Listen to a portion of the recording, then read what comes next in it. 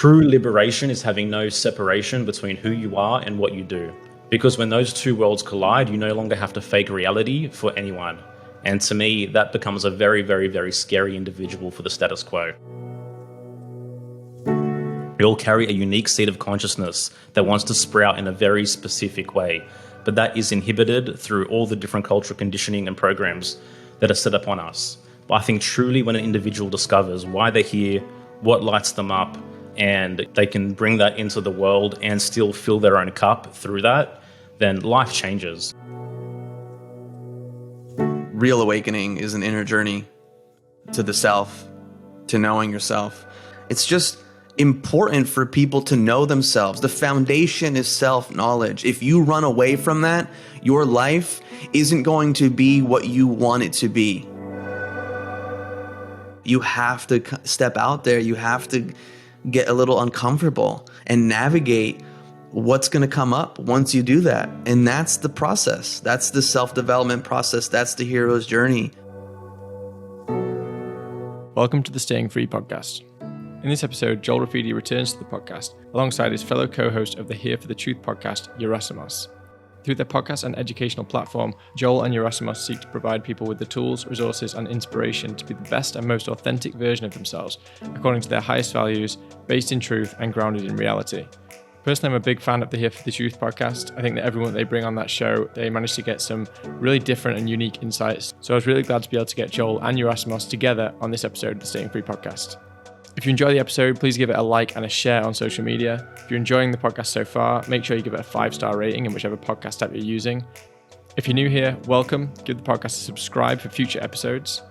If you haven't checked out the Telegram group yet, you can join that at t.me/stayingfreepod. Please do consider supporting the podcast. You can do that in a few ways. The first is via Bitcoin tips. The second is via Buy Me a Coffee, where you can give a one-off donation or join one of the 3 tiers of membership starting at just £1 a month. And the third is by listening to the podcast on the Fountain app, which will allow you to stream sats as you listen. Links to all those can be found in the description. Thank you to everyone who's already donated and supported the podcast in other ways. Your tips and donations and stream sats are all hugely appreciated, and it's going a huge way to help support the cost of running the show. All right, on to the episode.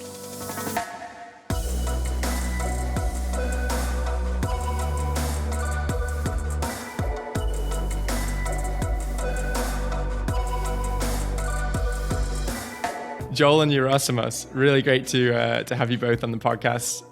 Welcome. Joel, you've been here before. We've already had a conversation. I think it's been a while.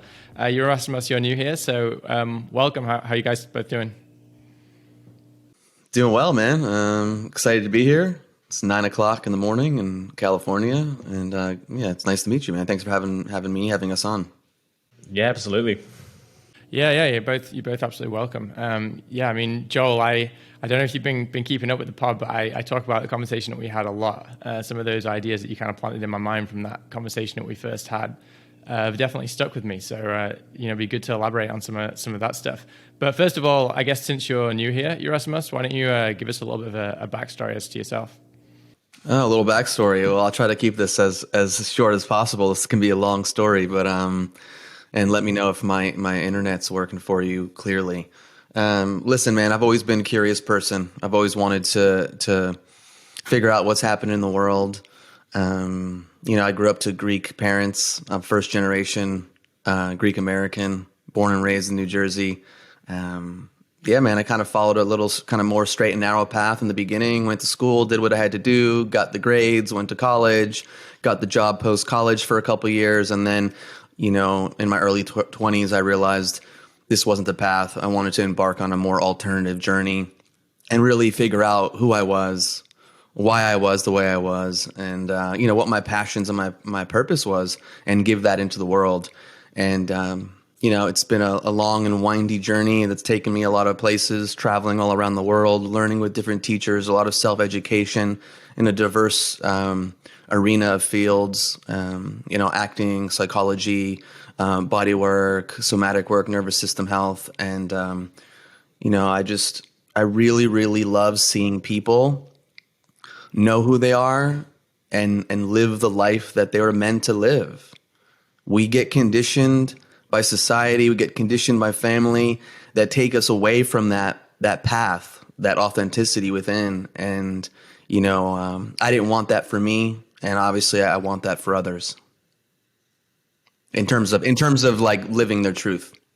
Yeah. Yeah, absolutely. Well, yeah, that was a great intro to yourself. Joel, I know that people will be kind of somewhat familiar with you from our last episode. If people haven't listened to that episode with Joel before, go and check it out. It's a really great episode. So, it's a good place to start, perhaps even a primer before this one. But Joel, do you want to just give a little brief introduction to yourself as well for those who haven't heard that episode? Yeah, sure, man. That was a great episode, by the way. It was number 7, I think, on your podcast, which is a great number as well. That's right.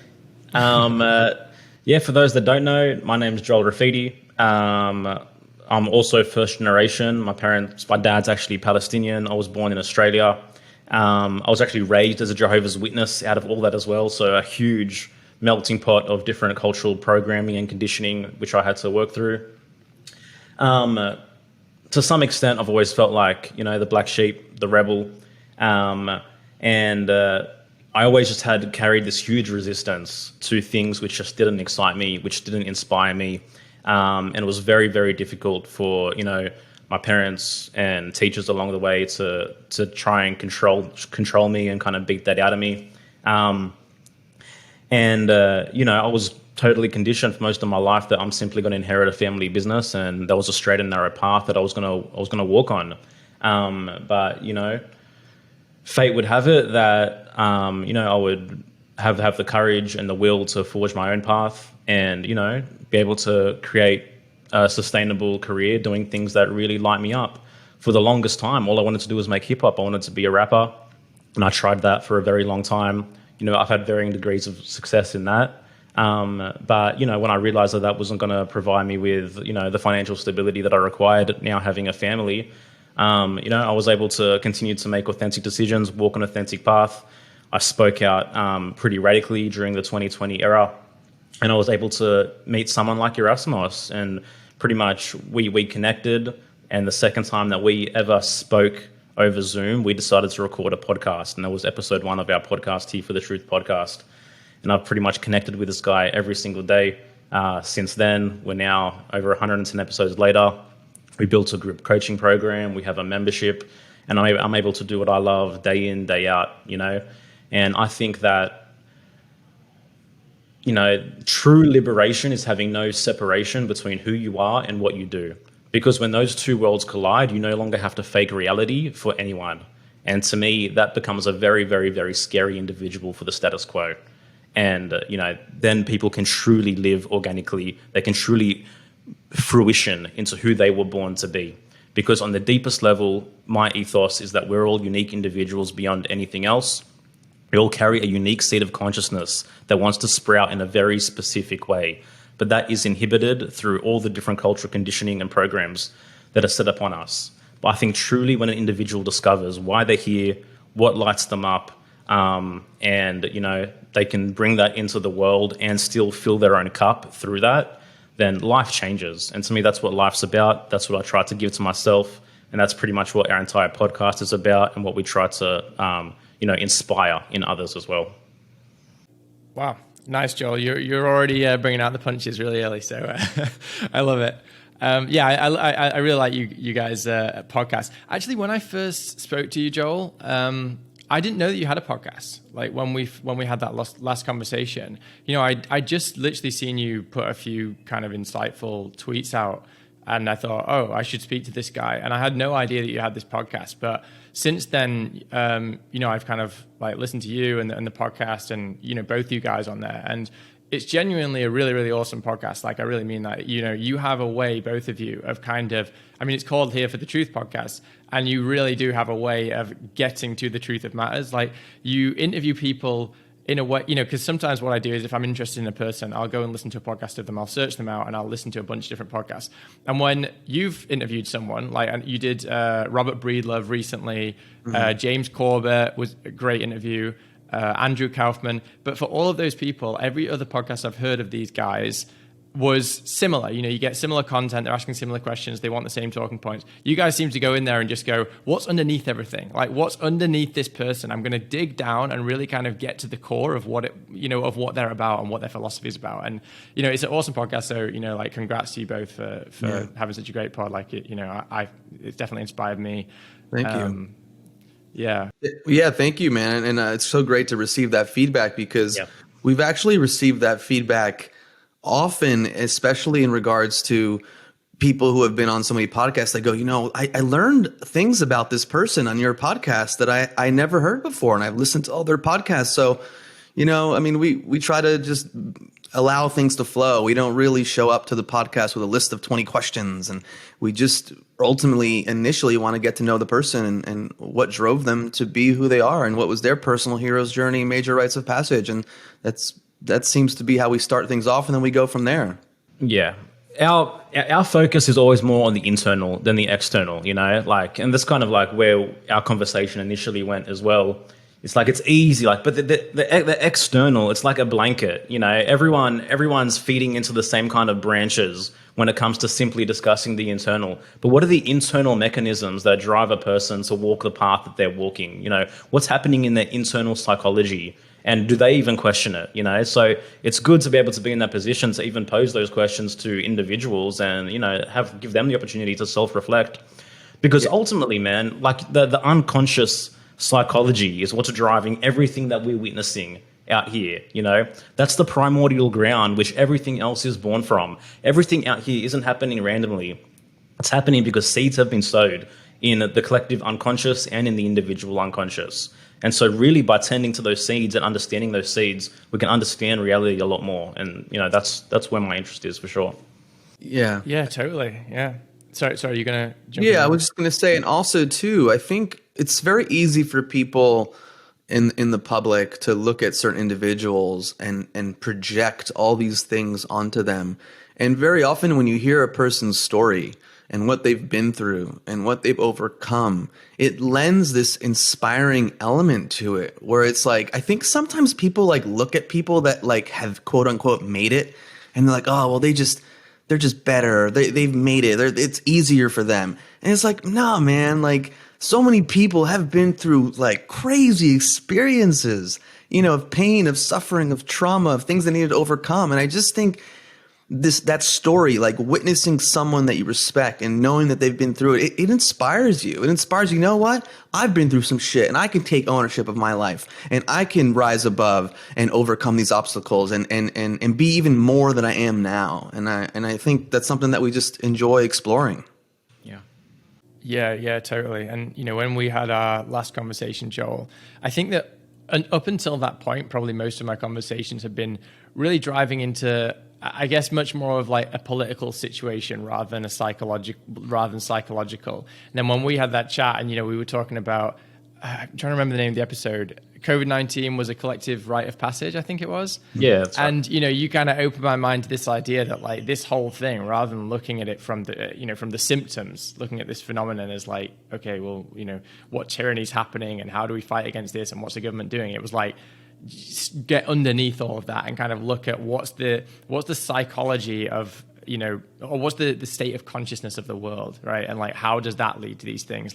What is it that's happening on an individual level and how's it being mirrored on a collective level and stuff? And yeah, I mean, at the time that conversation seemed to me, I was like, wow, we seriously went down some rabbit holes. But since then I've definitely kind of thought a lot about it. And I think I'm looking at things a bit more from that, well, not a bit more, a lot more from that angle, honestly. I think that a lot of my recent conversations have just been okay, how do we get the individual elevated to a point where this stuff just doesn't happen? Forget about politics, forget about government for a minute. How do we elevate the individual to a point where this doesn't even become part of the paradigm, right? I think that's how I'm looking at things now.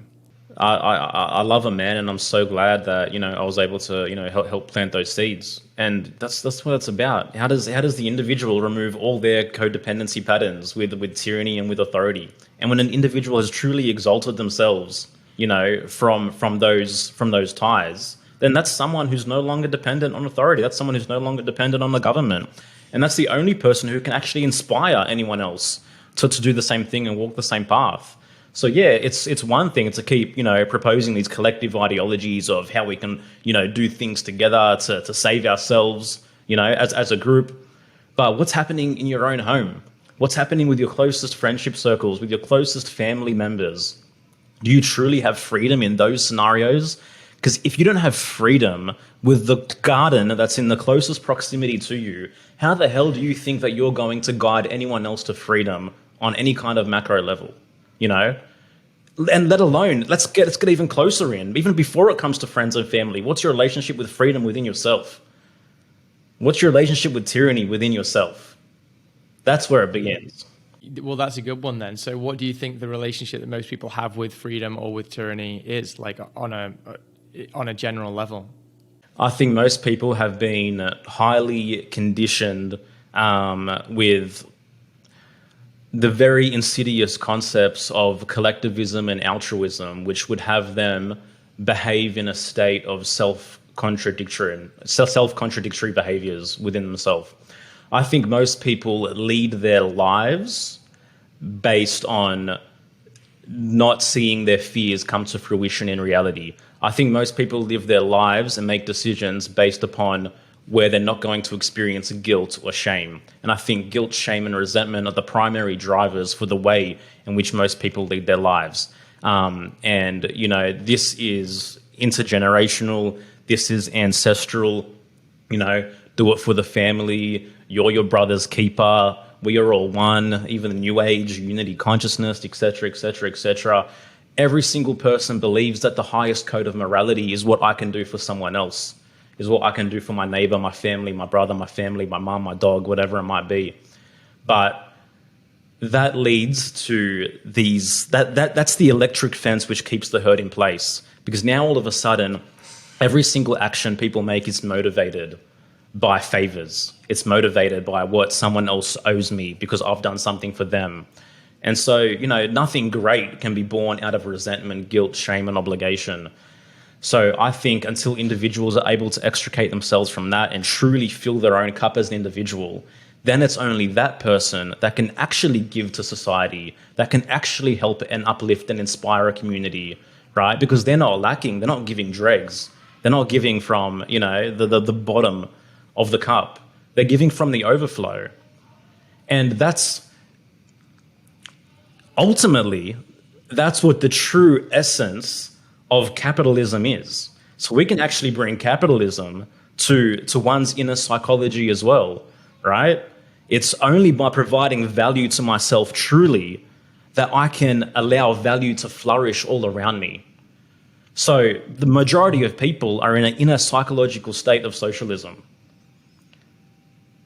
They feel guilty simply for the fact that they live, which is what socialism is. And that's what needs to be unwound. Okay, yeah, there's a lot I want to go into there. Just jumping back to something that you said at the beginning there, which was the word altruism. And I want to kind of dive into this because, I think that all of us here, we're probably, quite, we're fans of like Ayn Rand and stuff. And, like we've kind of like looked into the nature of altruism and kind of like thought about that, quite hard. But even me now, having been exposed to ideas of Ayn Rand and objectivism and stuff, I still see the word altruism, and when people talk about altruism in a negative light, there's still a part of me that kind of fires like, oh, wait a second, altruism is always a great thing, and it should always be, of the highest pursuit. Altruism, is the thing that we should be all aiming for. So I just want to get your guys' take on altruism generally as a concept, because, you talk about it there quite negatively, Joel. So yeah. I just want to try and understand what you think about the nature of altruism. Okay. So what's the psychological concept of altruism when you think about the word? Like there's the general symptoms, if you don't understand, objectivism, Ayn Rand, et cetera, et cetera. When you think altruism, you think benevolence, you think kindness, you think compassion, right? Now, people who are truly living an altruistic life, in my experience, and from my observations of reality, they are the least benevolent, the least kind, the least compassionate. The most benevolent, the most kind, the most compassionate people, in my opinion, are those who actually lead their lives by giving to themselves first, by filling their own cup, by managing their reality, by cleaning their psyche, by cleaning their house, by providing true value. Because let's bring this back to Abraham Maslow's hierarchy of needs, right? The base level is safety and security. If someone hasn't provided themselves with safety and security, how the hell are they going to provide anyone else with anything? How are they going to give kindness, give compassion, give self-esteem to anyone? There's no way they possibly can. So sure, altruism is great, but to me, it's not a symptom of altruistic behaviors. It's actually a symptom of giving to oneself first, of living, moving, breathing in one's self-interest. Every single organism on this planet, the ultimate goal of it is to grow, is to evolve. Life begets life. And altruism is life begets death. It's like, how can I be less of myself to receive more? And simply, that does not lead to the symptoms that we think altruism correlates with, which is benevolence, kindness, compassion. Yeah, and I think on top of that too is I think it's a game of semantics also, where I think people are using the term altruism when they're really meaning kindness, benevolence. I think when really people get to the point of understanding what that word means deeply, I think they may cease to use that word as often. That's my thought around that. Yeah, I mean, I guess what I'm kind of coming to here is like, maybe what most people think the opposite of altruism is selfishness. And actually, is selfishness really the opposite of altruism? I mean, just to kind of play devil's advocate a little bit here, could you say that, you say about kind of filling your own cup and, someone who kind of puts themselves first, etc., and kind of like sees to their own needs before other people. I mean, I would probably add in a caveat there that still has to be in alignment with natural law, because I would say that if you're a person who does that, but then you violate someone else's rights in some way, that you could still put that under the umbrella of I'm seeing to my needs first, etc. But if that person is stealing from someone else, or they're cheating someone else, or lying to someone else, then I would say, well, that makes them an immoral person. So I would probably put the caveat in there and say, you don't necessarily have to be altruistic as long as you respect other people's natural law rights. Well, yeah, there's a difference between, being an asshole and a cheat and being ethically selfish or rationally selfish. You're not trying to take from anyone. There's just a difference in that regard, in my opinion. Joel, you can add to that if you want. For sure. For the true individual, it's not in one's rational self-interest to harm someone else, because they understand that they're only harming themselves in doing so, So I think it's about reclaiming the language as well. With selfishness has all of a sudden been correlated with corruption, with violence, with encroaching on others, But what's the definition of selfishness? It's simply to act in one's own self-interest, okay? Which means simply, I value my life. And isn't the valuance of life, isn't that the essence of natural law? Isn't that the way that every single natural thing in this system operates? Does the lion think twice about eating? Does the plant think twice about growing towards the sun or finding deeper, more nourishing, fertile soil? No. It's only us human beings who can act against our own interests, who can think against our own interests. Because we've been conditioned that human beings are the dirtiest species. We've been conditioned to hate ourselves through so much conditioning, so much programming. And that's why we're seeing everything that we're seeing. And I'm saying, hang on a minute. At the end of the day, you are the ultimate expression of consciousness. You are the ultimate expression of this universe. You alone have volitional consciousness. You alone have an imagination. You alone have creative faculties. Where's the value for that? So something you said there, Joel, which I think is a subtle point, but is kind of key to all this, is that you said someone who is acting in a way that is violating other people's rights, etc. Those points that I mentioned, that they're doing that to themselves. Now, I'm not sure that most people would recognize that. I think that's kind of a deep point, that like if you steal from someone else, you're stealing from yourself. If you harm someone else, you're harming yourself. So maybe you can go into that a little bit, because I think that probably is going to be the key to making that distinction between someone thinking that being selfish is being immoral, or that because what you're essentially saying is that even if you don't harm someone else, and even if you don't take from someone else, that's still a selfish act, because you are in some way that is still good for your own individual nature in some way. Do you see what I'm getting at here? Like, I think that some people might say, well, if you can steal from someone and it's going to have no impact on you, if no one's going to ever know about it, or if you can kill someone and get away with it, then that's a selfish act. But actually, like, But it might be self. Yeah, that person has no idea about how the unconscious operates. Okay, yeah, that's what I want to go into with you. I want you to go into that a little bit, because I think that we need to make a distinction between, like, okay, if you are doing something that most people say, oh, well, that's selfish, and actually doing an act which ultimately ends up harming the individual. You think that you're stealing from someone and getting away with it, but actually it ultimately always comes back to you. I kind of want to go into that karmic effect there. Yeah, well, if the tenets of freedom is what allows me to create value and then to fill my own cup and to be a living, creative, imagining human being, then why the hell would I ever compromise the tenets of freedom for anyone else? Mm-hmm. That is the foundation of why I'm able to act in my own interest, why I'm able to experience the magic of being a living human being. That's what I value above anything else. If there should be statues, monuments, or odes to anything, it's to freedom. Because that's what allows us to live. That's what allows us to experience.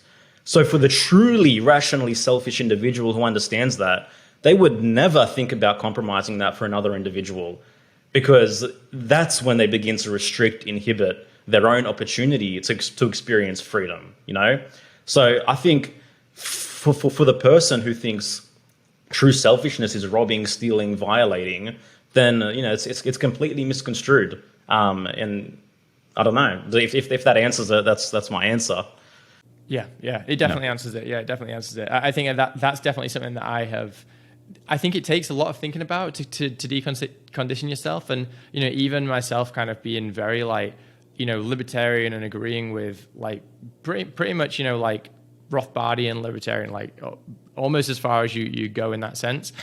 And then when I read Ayn Rand, it still for me like opened another door into all of this stuff. I was just like, oh wow, like I thought that I understood human action in a way, but actually you read that and it's like it definitely articulates very well. Obviously it's in like a fictional like form, but it articulates really well how actually in that book many of the supposedly unselfish people or altruistic or whatever people, they're actually the villains, and you can see the effect that actually has on people because they don't value elevating the self.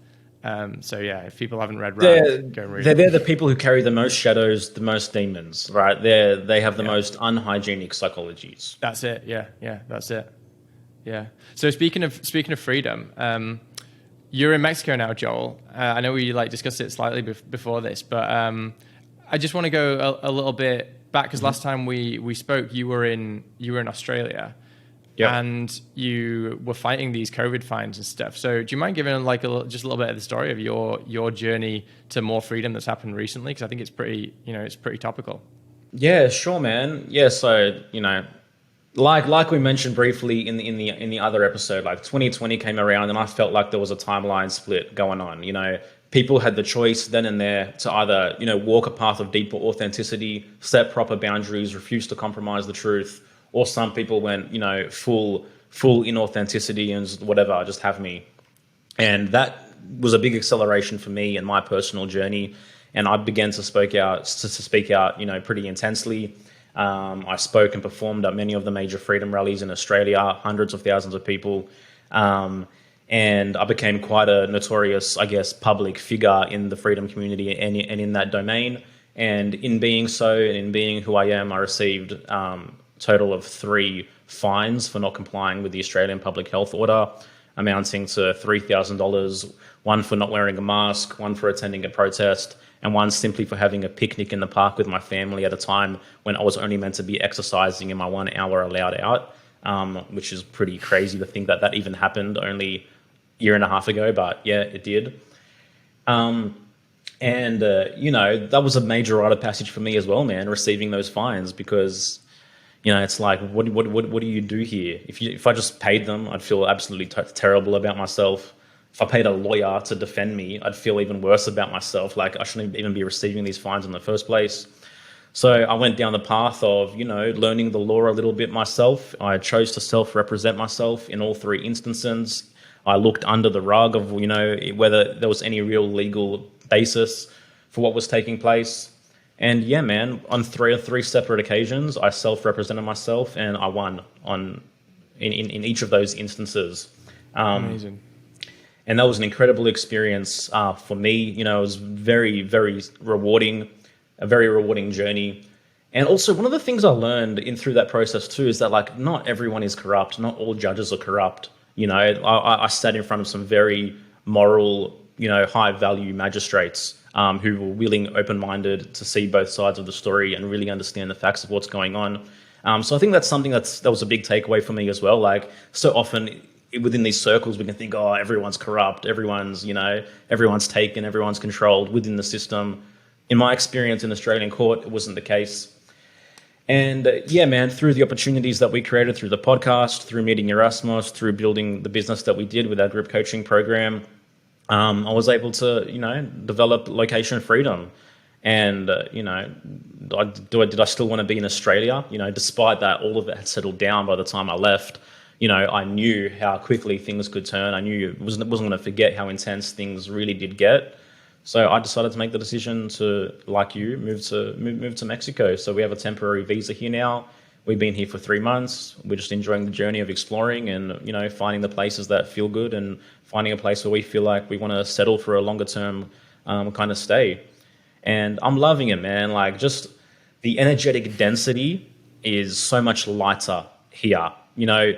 And I think it's simply by virtue and fact of how less regulated and how much less red tape there is. You know, people aren't stretched here. You know, people seem happy to be alive, you know, as opposed to Australia where everyone is just constantly, you know, under massive burdens, just trying to keep themselves afloat in so many different ways. So yeah, man, I'm still on the journey, but that's my experience so far, and I'm enjoying it.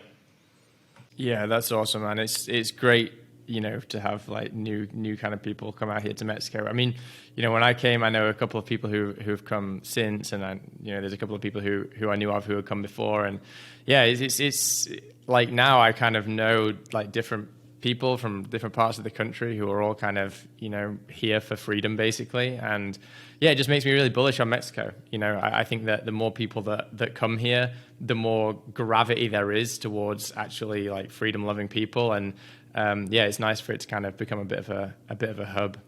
So, by the way, how did you guys actually? You both mentioned, you know, like having kind of got together for the podcast and having these conversations. How did you guys actually get in touch with each other? How did that all emerge? We showed up in each other's dreams. No, what happened was my wife and I were interviewed on the Unslaved podcast with Michael Tazarian and David Whitehead in March 2020, and May 2020 we were exploring the whole concept of awakening somatic intelligence and other subjects related. And Michael and David are two individuals that had a huge impact on my life. Joel saw those episodes as they're both, you know, teachers to him as well. And he reached out to me on Instagram, and I saw a message request in the top right that shows up when you don't follow someone, you're not connected to someone. And I read it, and I was like, who's this dude in Australia that seems really cool, is into conscious hip hop, was involved with the Sydney Freedom community. And we had a back and forth dialogue with messages, maybe a month of messages, you know, a few weeks. And we met once on Zoom, like he said earlier, just to connect. And then our second time on Zoom, we pressed record, and we recorded our first episode, which was Walking the Authentic Path. And it was just a couple of dudes talking about their journey and, you know, the road that we've taken to, you know, being who we are in that moment. And then from then it just evolved, and we recorded a second one, and then we're like, let's have some people on. And then we started reaching out to guests, and it blows my mind. Here we are a little bit over 2 years since we first met on Instagram, and we've never met in person, though that will change in 11 days as my wife and I will be heading to Mazatlan to see Joel and his family. So looking forward to the first meeting. Yeah. In the flesh. That is awesome. Yeah. That's great to hear. Yeah, it sounds very, what's the word? Synchronous, you know? Yeah, sure. Yeah, like that all happened. It's incredible because I think we share so many values, and to meet someone on the other side of the world, we're both first generation. We both had, in some ways similar upbringings and similar interests. And, he's a brother to me. I love him and I respect him so much. And, he's had a huge impact on my life, and to be able to connect, to laugh, like we have fun, we talk shit, like we're homies, you know what I mean? It's not just like, okay, it's 9:00, let's get on the computer and start working, you know what I mean? Like it's easy and it flows, and I think we complement each other well, and so it really is like, it feels like a once in a lifetime partnership, and we just keep showing up, and that's part of it. We show up, we meet, we tweak, we're always evolving. Imperfect action is the name of the game. It's been great. It's been great. And I'm excited to see where things go from here. Yeah. Yeah. I think it's awesome. Like just how many of these connections have been made through this time. Like, definitely for me, everything that happened in 2020 was, I think for a lot of people, it was just like a shock that needed to happen for a lot of people, but in many different ways. It's expressed in many different ways. I know we talked about a few of them, Joel, in our last conversation. Like maybe some people, like, maybe they're in a shitty marriage that they need to face that, and that's this presented an opportunity to face it or whatever. But also, I think that for me, it made me kind of realize like the kind of people that I want in my community. It made me think I need to be more intentional about that. I want people who kind of get it and who kind of see it, and who don't just go along and go along to get along kind of thing. That people who actually say no, like if something's wrong, I'm going to speak out about it. And definitely since starting my podcast, it wasn't even one of the reasons that I did it. It wasn't. I didn't go into that intentionally thinking, okay, I want to meet people. It's just like I want to have a few interesting conversations. But through that, I've definitely now I have just a bunch of people who are very like close friends, who like you guys, I've never even met them, but we've become close through this whole time, and it's great to see people kind of emerging and kind of finding their voice who maybe were a little bit lost before. They kind of knew they had the spirit, they had the right intention, but they didn't necessarily have the outlet. And I feel like after 2020, like for me personally, I looked at that and I was like, I can't stay quiet. I need an outlet for my frustration about what I'm seeing in the world, right? And I think a lot of people kind of felt that it was kind of the straw that broke the camel's back. It was like, okay, this has happened now. We can't sit around and just, hope that things aren't going to get worse. Like things are getting bad. And now this whole community has sprung up, and people are finding their voice in like all of these different ways. You've found your podcast, I've found my podcast. For other people, maybe it's finding artwork or making music or whatever it is. And I feel like there's this kind of oasis now in this desert of just bullshit of kind of, the old world. There's this oasis, which now seems to have kind of got I don't know, it's almost like reaching escape velocity, I think. It's getting to the... Yeah. I'm wondering what you guys think of that, generally, like where we're at in this freedom movement and where things are going. Like, are you kind of bullish like I am, even though obviously there's some bad things happening in the world. I'm sure there's still some obstacles. Do you also sense that there is this unstoppable change going on? Yeah. I think what 2020 forced people to really focus on is, what do you value? What do you truly value in your life? Because there was this complacency, I think, that was going on with a lot of things. But when an event like this that's global, that gets thrown right in your face, and you're seeing things in a certain way, you have to take a stand. And so I've said this often. I think the last few years of in the world of my life have been some of the best. And I'm so grateful for the people I met. And it's just important for people to know themselves. The foundation is self-knowledge. If you run away from that, your life isn't going to be what you want it to be. If you're just focused on the external. Now, again, we were forced to kind of figure out, what's happening, what's going on in the world. And, it's part of the journey. But right now, when you talk about the truth movement, et cetera, if you're not focused on who you are and what you are, what you're about, what your gifts are, and what you want to bring into the world, you're just getting sucked down more and more rabbit holes. So I'm an optimist ultimately, I like to say I'm like an optimist realist. You know, I don't want to stick my head in the sand and spiritually bypass. Like, yes, there are things that are happening in the world, but how much of that is in my control, really? Like, how much of that, when we look up into the sky and we see what's happening in the news and what people are talking about, like, a lot of that's not in my control. But what's in my control is looking in the mirror and being like, Yerasimos, how can you be a better man? How can you be a better husband? How can you do greater work in the world? How can you know yourself on the deepest levels and be honest with yourself and really look in and go, listen, where are you bullshitting yourself? Mm-hmm. You know what I mean? Like, where are you really bullshitting yourself? You had, like, again, another impact that this 2020 had was like, where are you bullshitting yourself? You have to get real. And I think the people that are getting more and more real with themselves, they're seeing the fruits of that.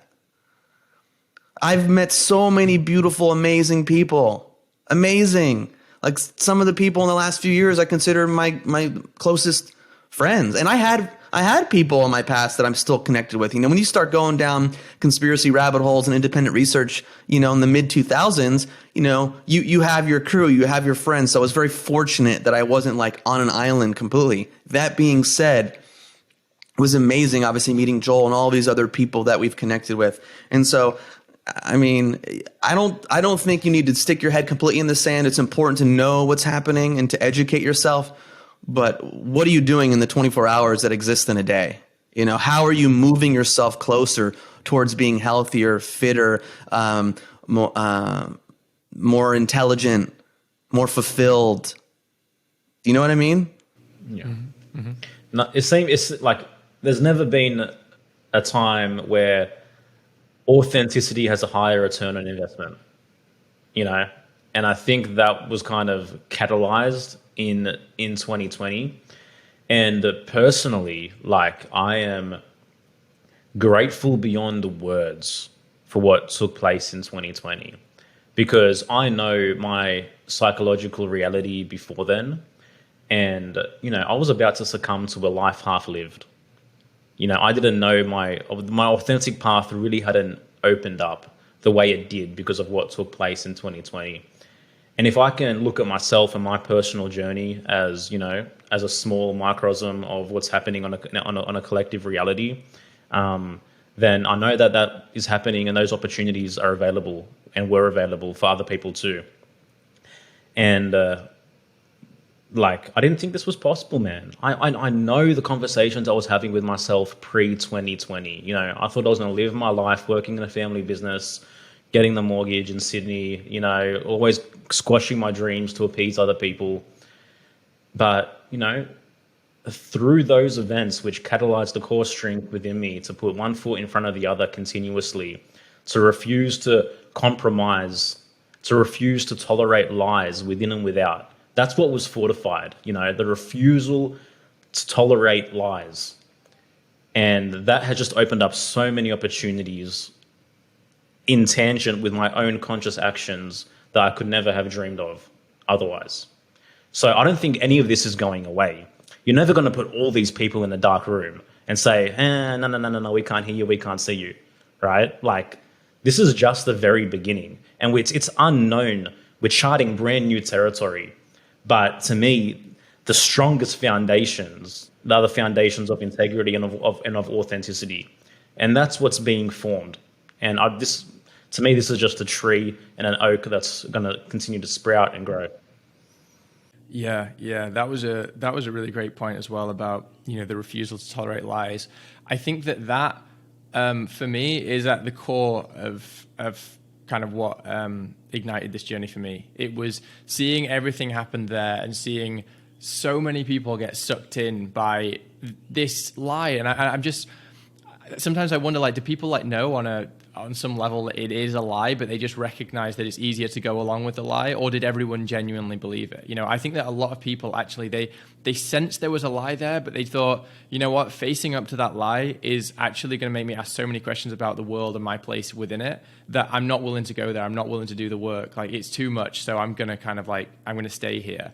And, you know, I definitely felt like during that time, I was like, I cannot let this lie go. And maybe it's something that's always been within me, but, you know, nothing had ever kind of, pushed me beyond the line, essentially. Nothing had ever been such an assault on my freedoms that I'd felt the necessity to say, I'm going to really, go against this, But with this, I was like, I'm never going to comply. Even if everyone I know, even if every single one of my friends and my family, even if they all are going to go along with everything, and I still would have said no. I'm gonna resist it. Even if I'm the only one, even if I have to lose friendships over it, etc.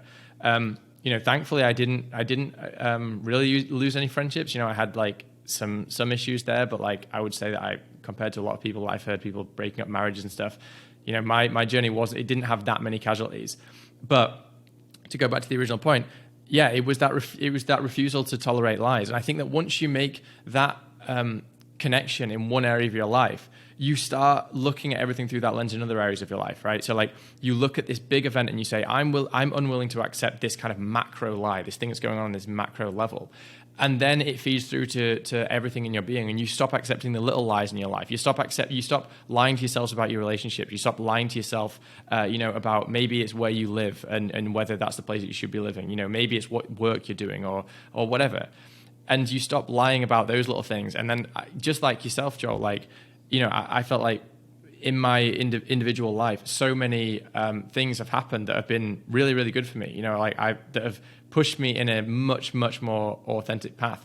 And it's because I think I took that attitude, not necessarily attitude, but I guess that aspect of me of not tolerating lies, and I just started applying that universally. I'd done it in this big area, and then it felt much more easy to do it in the smaller areas of my life, and then that elevates you as a person, right? Yeah. And I think that's a journey a lot of people are going on. And like you said, once individuals, once they elevate themselves, the whole society can kind of, we can expand consciousness of people in society generally, and we can move the direction, we can kind of like move the needle, but it takes that individual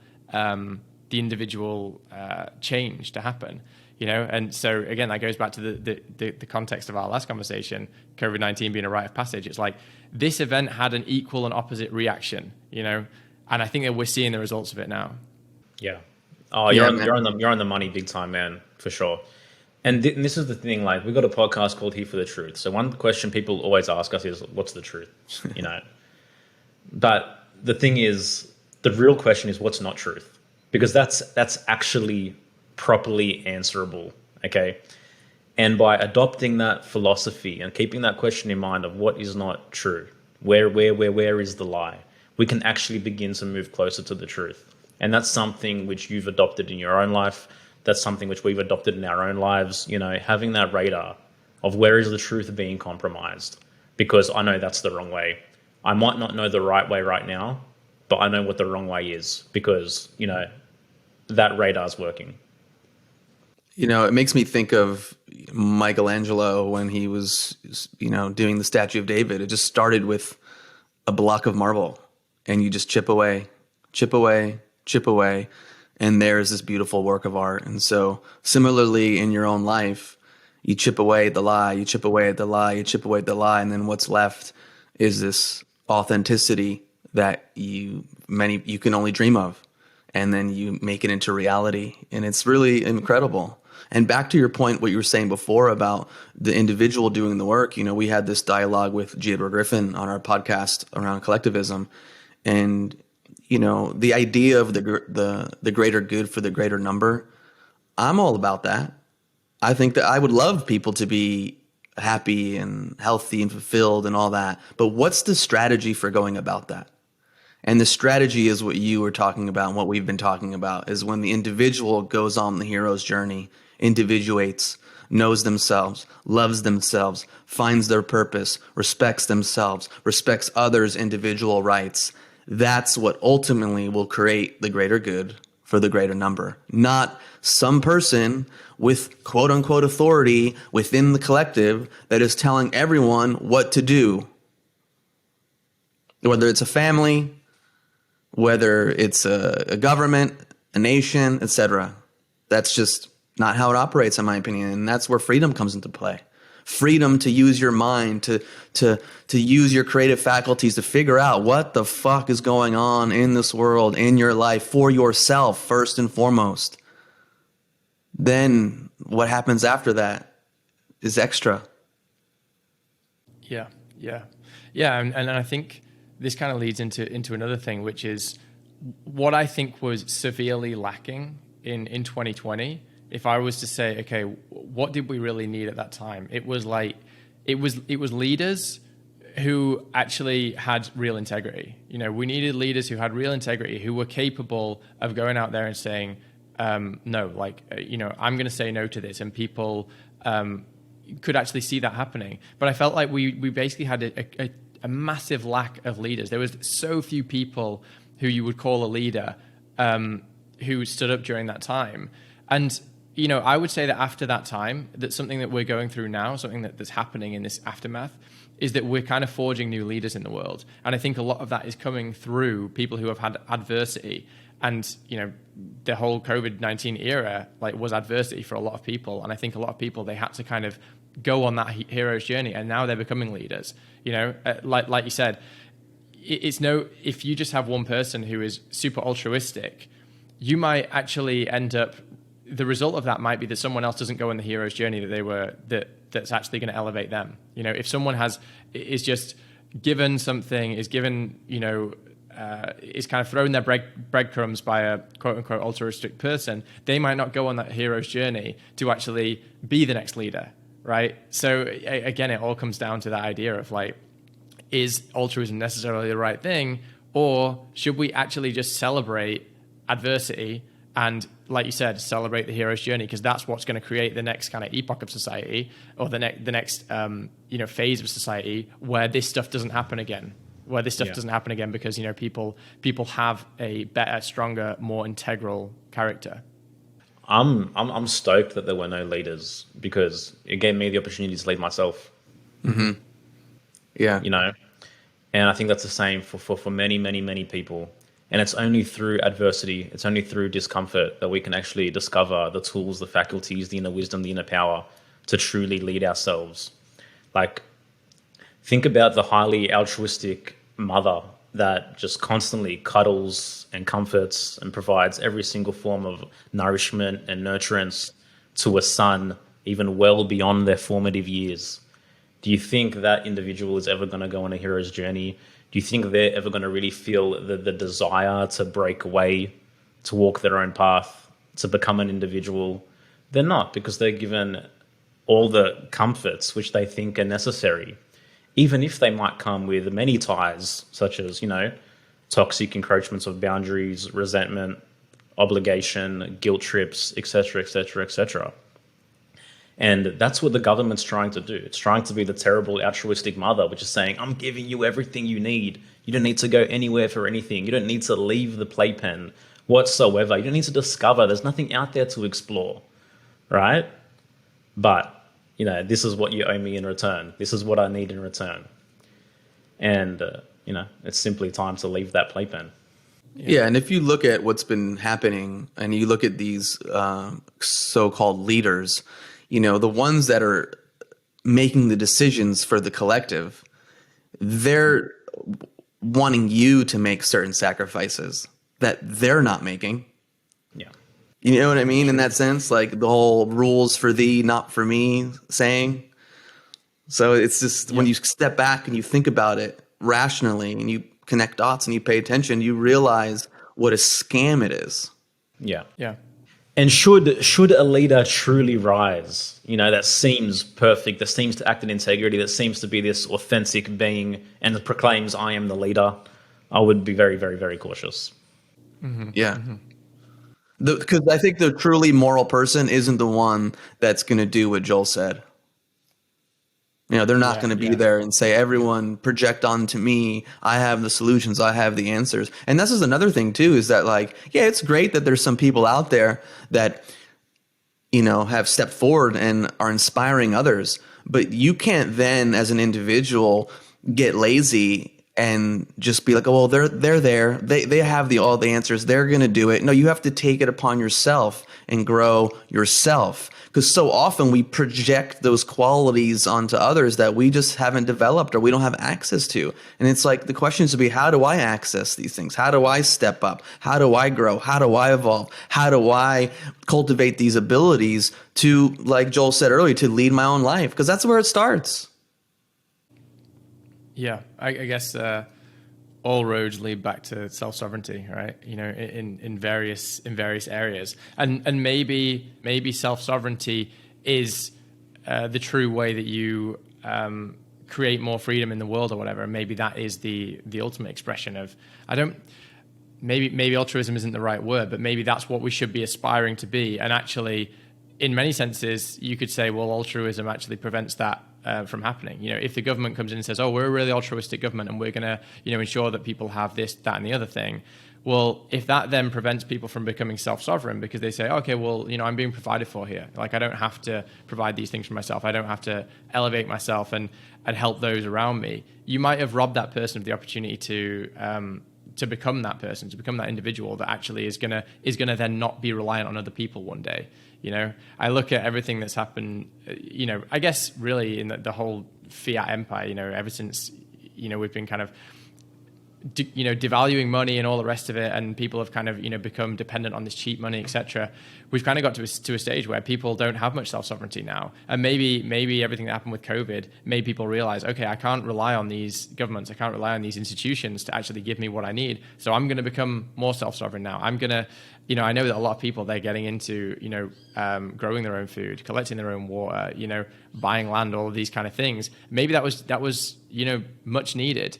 And, we've moved away from that artificially. Now people are kind of coming back to those ideas and becoming more self-sovereign and are providing for themselves and, being within their communities, someone who doesn't rely on others, who is capable of seeing to their own needs. And, I think that's another thing that's happening right now, which otherwise might not have happened. Maybe we just needed this event to just kind of like kickstart this natural tendency that we should all have towards self-sovereignty. I completely agree, man. I think that is what's happening, and I think we're still at the very early stages of it. I think we're still at a base level, but I think it's a necessary base level because the roots need to be formed properly. And again, altruism. Like, if you look at, I'll bring it again back to Abraham Maslow's hierarchy of needs. It's the absolute apex that is self-transcendence. When we give beyond ourselves, that's only when we've fulfilled every single human need properly, when we're properly satiated, when we're properly nourished.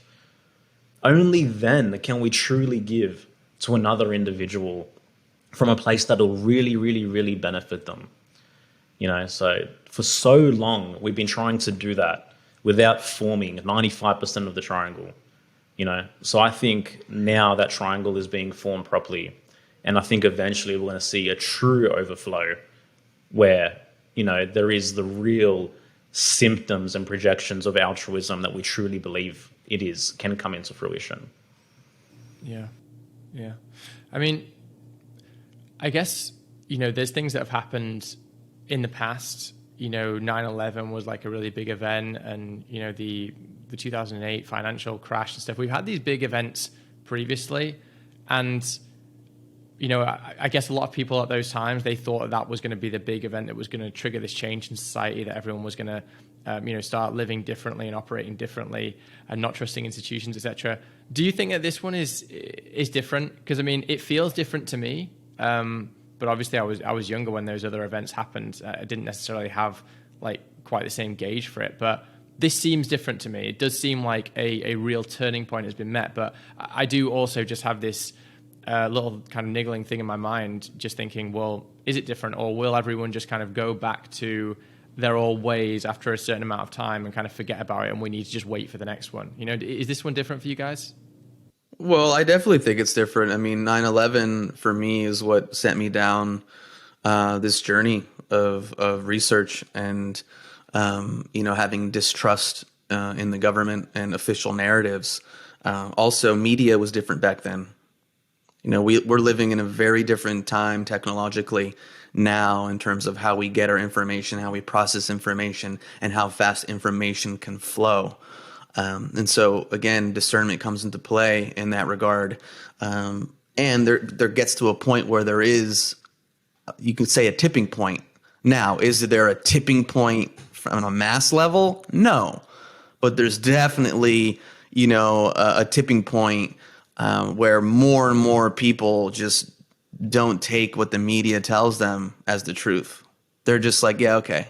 Now, whether or not they're doing anything about it, they just kind of go, oh, that's in the background. I'm just going to live my life. But there's a shift that's happening for sure. Now, in terms of how that unfolds and how it looks in 5 years, 10 years, I don't know. There's a lot of things coming along. There's AI, like there's technologies growing at an exponential rate. We don't know what the world is going to look like. But I think because of the massive changes that were happening on a technological level and a cultural level too, I think everything feels different. Everything is heightened as well. Yeah. I think it's different for the individuals who are psychologically primed to receive the lesson and to actually learn from it. And to other individuals, which is still a vast majority, it means absolute jack shit. Okay, so you think that it was the Schelling point for you, but it's not necessarily the case for everybody. It's not necessarily a Schelling point for the whole of society. Yeah, no. Yeah, well, there's never going to be a mass awakening, in my opinion. I don't think there is such thing as a mass awakening. Yeah. Oh, okay. So you think that, some people will kind of like trickle over to, I guess being in alignment with truth, and we'll go on that individual hero's journey through it. But other people, they'll stay, and that maybe we just have these waves of events that will happen over time. But over time, do we trend towards that? Over time, do we trend towards becoming, I guess, more elevated in our consciousness, or is it always going to just be a certain segment or proportion of society that's there? Yeah, it's an interesting question. I don't know. All I know is that, there's one thing where there's more awakening in terms of things happening externally. But again, real awakening is an inner journey to the self, to knowing yourself. So is that going to happen on a mass level? No, it's not. It never has. And I don't think it ever will. But we'll see. Yeah. Okay. Cool. Yeah, I really like that. All right, guys. Is there anything else you wanted to kind of touch on before we close off? Is there anything you wanted to go into? Because I've kind of discussed the main things that I wanted to go into. But if there's anything else you want to just riff on, then that's good with me. I mean, we can always talk if there's anything else you're interested in. Any questions you want to ask. But no, man, I think it's great what you're doing. I like the organic flow of everything that we've touched, man. I think this was a pretty important conversation, and I think we touched on them on the way that we did for a reason. So, Yeah, I agree. I mean, there's always a couple of things that I have in the back of my mind, like, oh, maybe I want to kind of like dig into this topic, but sometimes the conversation kind of rounds itself off nicely, and I kind of feel like I don't want to shoehorn something in that's a bit of a just a bit left field. So yeah, let's wrap it up where it is. This has been really awesome. It's been great getting you guys both on here together. And like I said, you've got an awesome podcast. I recommend that everyone check out the podcast. It's really good. You guys are definitely naturals with the way you interview people and stuff. So yeah, looking forward to hearing more from the pod and everything. I guess we'll go. Maybe we'll go you first, Joel, and then Yerasimos. If you want to just let people know first of all where they can find you, and all the kind of things you're doing, and your website and all the rest of it. And then if you can just kind of leave us with a final parting message as well for my audience, that'd be great. But yeah, for me, thanks again for coming on. It's been awesome, and I look forward to the next time we chat. Yeah, man, Johnny, it's been a pleasure. I definitely feel as though we share a lot of values, and I feel like a proper friendship forming here for sure. And dude, I just want to really honor you, man, because I think you're on a path of growing exponentially as an individual.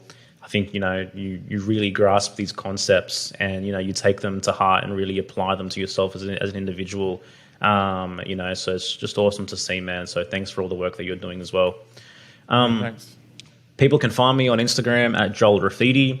And for everything else, pretty much hereforthetruth.com is the home of where you can discover everything about us, what we do, our podcast. You can see the visual component of all our episodes at hereforthetruth.com. We've been banned off YouTube. We're on Spotify and Apple Podcasts as well. And last September, we launched a private membership community for truth seekers, for people who are looking to be more intentional, more rational, more grounded, more intuitive, and just really connect with a hub of, community. And in that private membership community, we do 3 calls a month. We do a live teaching presentation. We do a community hangout. And once a month, we bring on a previous podcast guest to actually answer our members' questions. You mentioned Robert Breedlove before. We've got him coming on in July to talk to our members privately. So it's just a really, really awesome hub. If someone's out there yearning for community, because I think that's super important right now, but proper, voluntary, healthy community, yeah, check out Friends of the Truth. You can find it at herethathetruth.com, or you can go straight to friendsofthetruth.co and discover it there. And in terms of leaving a final parting message, all I got to say, really, because I think this is the beginning of it, is there's no guilt and there's no shame associated with the fact that you live. And I think when you truly understand that and bring that home, and you act and behave as if you truly value your life, as if you truly value your potential as a living human being. We don't know reincarnation is real. We don't know you're going to ever exist again. What we know is that you exist now and you have unique potential, unique dreams, which you're never going to be able to completely shove away in the dark crevices of your psyche. So really try connect with that and doesn't matter how small the actions are, but if you can take small actions daily on that path in unlocking your potential, then I think that's the greatest service that you can give to yourself and to the planet if you're that way inclined. Cheers, Joel. Well said, bro. I don't really have much to say. I mean, you could find me on Instagram at _Yerasimos. I'm not on there too often. I'm trying to lessen my time on devices. Hereforthetruth.com. Again, our membership community is great. Telegram community, I love it. We get engaged in a whole bunch of different subjects and conversations within the single group. And as far as a final message, love the truth. Love the process of seeking truth, and what that means for you internally, externally. Pay attention to what comes up when you're by yourself at night, no one's around, right before you go to sleep. What are those parts of you? They're knocking on your consciousness. They're telling you things. Pay attention. And what can you do to honor yourself truly in a deeper level? Because there are a lot of people out there who, want to be with like-minded community and want that partner that is aligned with them. But if they're not living their truth, if they're not speaking their truth truly, then you're not going to attract that community and that individual. So, if you're someone, again, who's afraid of maybe saying something in your social group or saying something in your family, then, the status quo is just going to remain that way for you. You have to step out there. You have to get a little uncomfortable and navigate what's going to come up once you do that. And that's the process. That's the self-development process. That's the hero's journey. You step outside your comfort zone and you deal with things that are different. And maybe you find some teachers along the way. Maybe you don't. You self-reflect more and, you evolve over time. And so again, for anyone that's drawn to you and what you're doing, just keep moving forward. Keep feeding your mind, taking care of your body too. One thing we didn't talk about too, how important it is to nourish your body and to understand that feeling safe in your body is so important, and having a regulated nervous system is so important to keep you from compromising to any lie, to keep you from being conditioned to behave in a certain way, because knowing yourself is knowing your whole self, is knowing the subtleties of what each sensation that comes up and discomfort and emotion, why it's there and what's happening, and being present to that. It's not just reading books all day and repeating what influencers tell you or your favorite person on Instagram. It's really going inwards and healing. Healing is so important, and that looks different for each person. And so again, I would just tell everyone to really dive into their healing even more and how that looks, because that's part of self-sovereignty.